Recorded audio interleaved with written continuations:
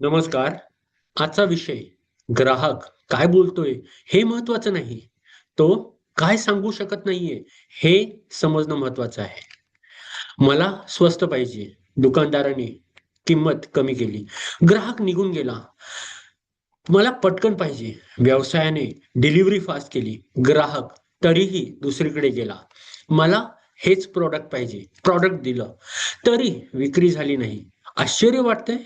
कारण ग्राहक जे बोलतो ते नेहमीच त्याला हवं असतं असं नसतं.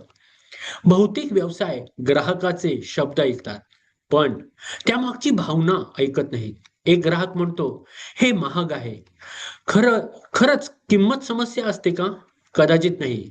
कदाचित त्याला खात्री नसेल. कदाचित विश्वास नसेल. कदाचित धोका वाटत असेल. पण आपण काय करतो? सूट देतो आणि मूळ प्रश्न तसाच राहतो. त्यामुळे विक्री कमी होते. ग्राहक निघून जातात आणि आपल्याला वाटतं मार्केट खराब आहे. एका गोष्टीचा विचार करा. लहान मूल रडतं. आई लगेच पाणी देत नाही. ती आधी समजून घेते. भूक लागली आहे, झोप लागली आहे, भीती वाटते आहे. कारण रडणं हे उत्तर नसतं.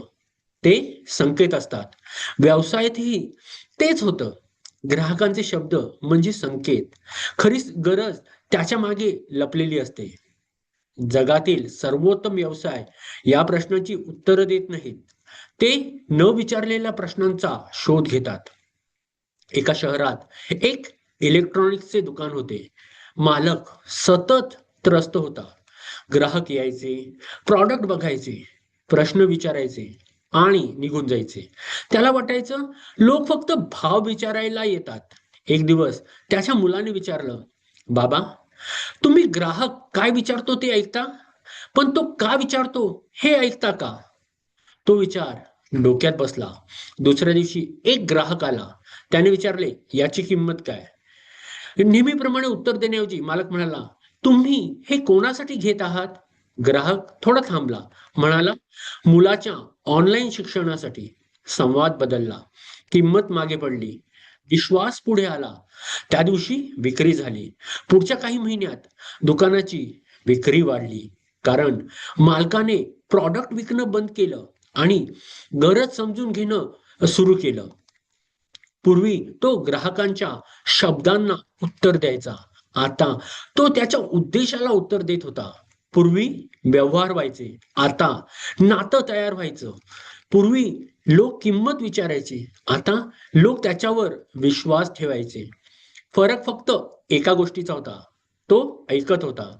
पण आता तो समजून घेत होता आणि व्यवसायात समजून घेणं हे ऐकण्यापेक्षा खूप मोठं असतं. आजपासून 3 गोष्टी करा. एक, ग्राहक प्रश्न विचारेल तेव्हा लगेच उत्तर देऊ नका. स्वतःला विचारा, हा प्रश्न का विचारला गेला असेल? प्रत्येक ग्राहकामागची खरी गरज लिहून ठेवा.